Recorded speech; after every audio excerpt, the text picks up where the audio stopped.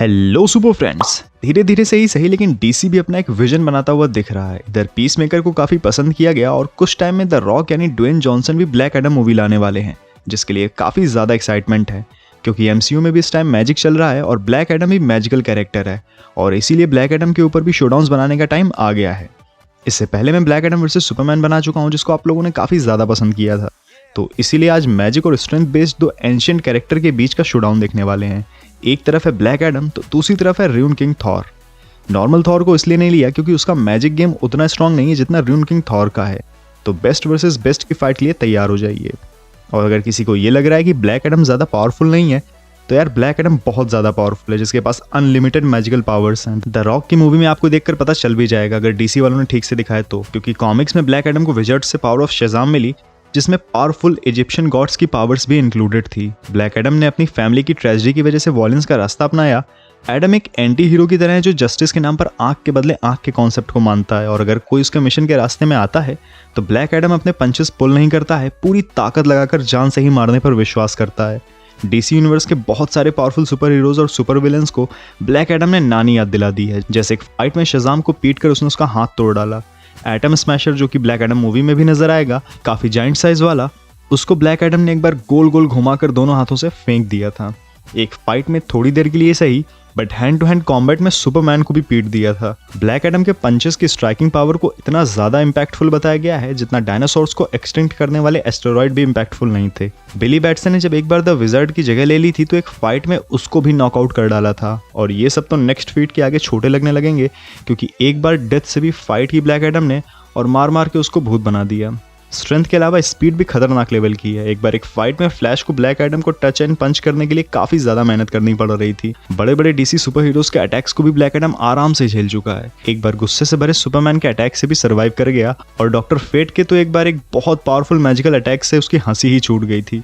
Martian man Hunter जो खुद एक काफी ज्यादा पावरफुल कैरेक्टर है, उसके माइंड अटैक का भी ब्लैक एडम पर कोई असर नहीं पड़ा बल्कि उल्टा ब्लैक एडम ने उसका ही दिमाग खराब कर दिया और तो और उसने मार्शियन मैन हंटर को नॉकआउट भी कर दिया। तो कुल मिलाकर जिस्ट ये है कि ब्लैक एडम हाथ धोकर पीछे पड़ जाता है और जब तक होश में है तब तक जीतने की ही कोशिश करता है, फिर उसके लिए चाहे उसे कुछ सेकंड्स का वेट करना पड़े या फिर हजारों सालों का। तो ये तो हुई ब्लैक एडम की बात। अब आते हैं र्यून किंग थॉर के पास। तो र्यून किंग थॉर की कहानी ये है कि एक बार ओडिन के मरने के बाद लोकी ने सुनहरा मौका देखा और असगार्ड पर रैग्नारोक लाने की शुरुआत कर दी। अपनी पूरी आर्मी बनाकर उसने थॉर की जिंदगी झंड कर दी। मियोनिर भी डिस्ट्रॉय करा दिया बेचारे का।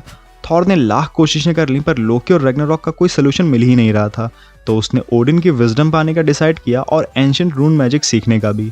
उस चक्कर में ओडिन की तरह वेल ऑफ मिमर में एक आंख निकालकर सेक्रीफाइस कर दी, लेकिन ये सफिशिएंट नहीं था तो दूसरी आंख भी निकाल दी और प्लस खुद को यग्ड्रासिल द वर्ल्ड ट्री से लटका दिया। और इस लंबे चौड़े से प्रोसेस के बाद थॉर के पास डबल ऑफ ओडिन फोर्स और र्यून मैजिक पावर्स आ गई और वो बन गया र्यून किंग थॉर।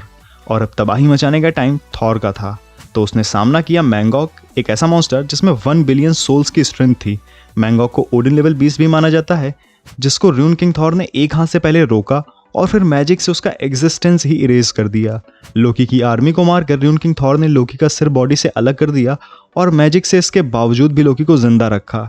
इतनी पावर्स के साथ र्यून किंग थॉर ठीक ठाक रियलिटी अल्टरेशन भी कर सकता था, प्लस उसने डायमेंशनल बैरियर्स भी तोड़ डाले थे। बीटा रेबल को गैलेक्सी के एक कोने से दूसरे कोने में र्यून किंग थॉर ने टेलीपोर्ट करा दिया था, जबकि थॉर बीटा रेबल के आसपास भी प्रेजेंट नहीं था। उसके बाद र्यून किंग थॉर ने अपने भी Norse gods the ones who sit above all को डिस्ट्रॉय करके रैग्नारोक रोक डाला और वो भी केवल एक ब्लास्ट में।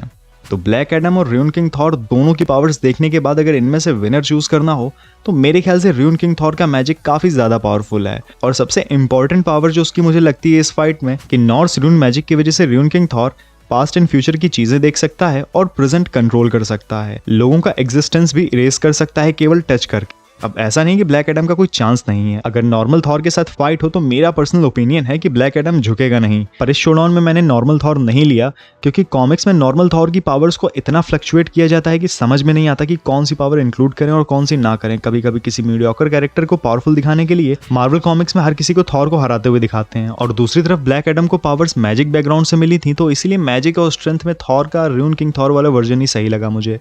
वैसे काफ़ी दिनों से मुझे ब्लैक एडम वर्सेस सुपरमैन वाले वीडियो पर Thor versus Black Adam comments दिख रहे थे, पर मुझे लगा ये वाला टॉपिक ज़्यादा सही रहेगा। बट अगर आप चाहोगे तो थॉर वर्सेस ब्लैक एडम केवल स्ट्रेंथ के बेसिस पर भी बना दूंगा। बाकी अगर the Rock versus Chris Hemsworth की फाइट हो तो रिजल्ट क्या होगा ये तो सबको ही पता है। तो अब आज इस वीडियो में इतना ही। अब लाइक एंड शेयर करें इस वीडियो को, सब्सक्राइब करें इस नीले बर्फीले चैनल को। तो मिलते हैं नेक्स्ट वीडियो में, तब तक आप सेफ रहिए, खुश रहिए और ब्लू आइसबर्ग की वीडियोस देखते रहिए।